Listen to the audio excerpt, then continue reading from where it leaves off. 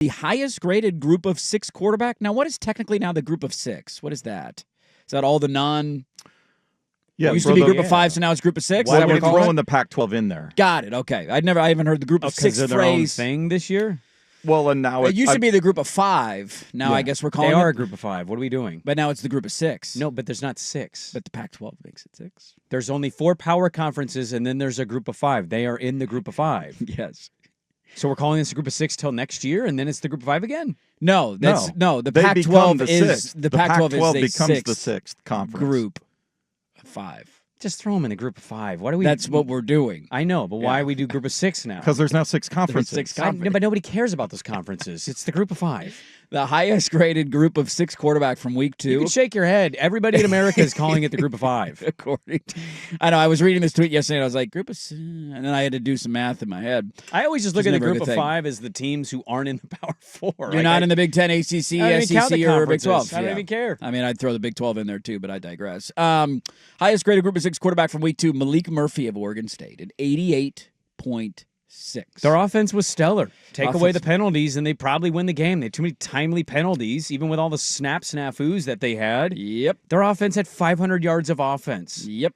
It's ridiculous. I think they doubled them up in total yardage. The number of plays that were run, they had were time of possession was a massive edge for Oregon State. We went through all the numbers on Monday. I think it's fair during Cal to question kind of everything, right? The execution, and then the defense ended up being a takeaway for people. You guys are going to have to help me here. I was very confused of people that are questioning the offense after that Fresno game. Yeah, I don't quite get that other than penalties, and why aren't you cleaning that up, and why were there so many procedural things that happened that seemingly set a lot of drives back? That was a bit of a concern.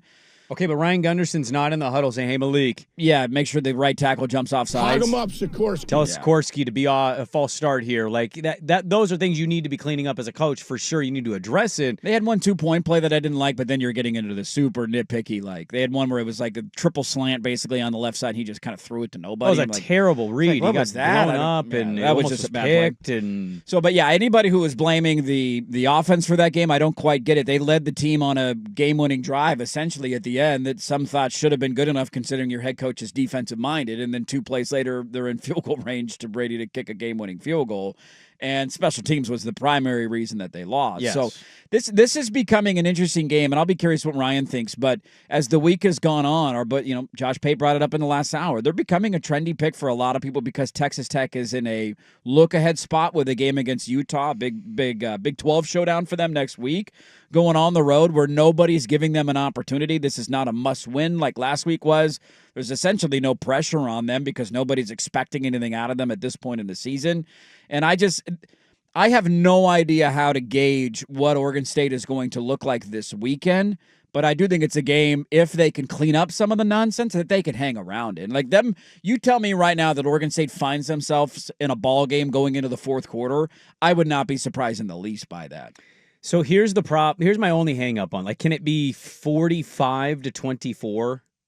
Yeah, but it's 34-24 going into the fourth, and you're like, all right, this could be a ball game. See, I think there's a difference here of do you think they can cover a 24 number? Or the game being competitive. Or making the game close competitive?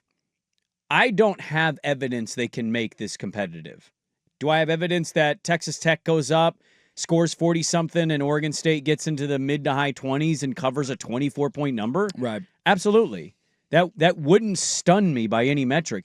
When you look at Texas Tech, and it's a quick snapshot, right? It's very 2 games. Quick. They played 2 games, and it's been no competition. Well, yeah. It's been a really nice offensive output for them. Their quarterback has thrown 7 touchdowns in 2 games. Barron Morton is his name. He's a senior. Their rush offense is one of the best in the Big 12 to start the year, and you know what they're really good at? Stopping the run early on, 58 yards a game. What is Oregon State's primary thing they want to operate with? They want to rush the ball. Now, can Malik Murphy go out and keep the game close and win it for you? Maybe, but is that offensive line striking anybody as like super confident? So like my thing with Oregon State is maybe you cover a number. I'll just say this now on a Thursday. I don't really care on Monday to see any kind of They covered the hey, spread. we covered, guys. We Yeah. were like I That get wasn't the nothing from expectation that. coming into the year. No, I get nothing from that. This was a game that going into the year, people were kind of saying, can you keep that kind of close? Yeah. And now Texas Tech has played and Oregon State has played, and they are going to blow them out. To be fair to your point, there's different versions of covering the number. Is it a game that's a game in the fourth quarter and you lose, but it's like, man, we legit had a shot to win it? Sure. Or is it you're down by 28 going into the fourth quarter and you score a late touchdown and you lose by 21 and cover the number? I think I'm worried that I'm worried some Beaver fans, not all, because I've heard from ones that have like, dude, thanks for saying what you're saying, or hey, man, yeah, I totally agree. I'm worried that some Beaver fans are going to hold on to some form of a close-ish game. Look for any and sort say, of positive. They're fighting for their guy. Yeah. The effort is there. And I just... Do moral victories exist in year 2 under a head coach? They don't. With losses? It doesn't do anything for me because they'll be 0-3, and we know they're going to lose at Oregon. They're going to be 0-4, and then you'll be at home avoiding and trying to avoid 0-5. Yeah. And so, like... Well, the concern I have is if you look at Texas Tech, they've done what Oregon's done. They're jumped on their everybody, teams. They've scored 100%. 3 touchdowns in the first and second quarters of both their games. Yep.